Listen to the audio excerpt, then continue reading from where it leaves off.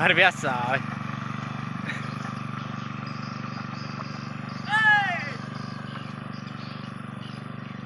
Tidak ada hasil, lebih menangani hidupnya.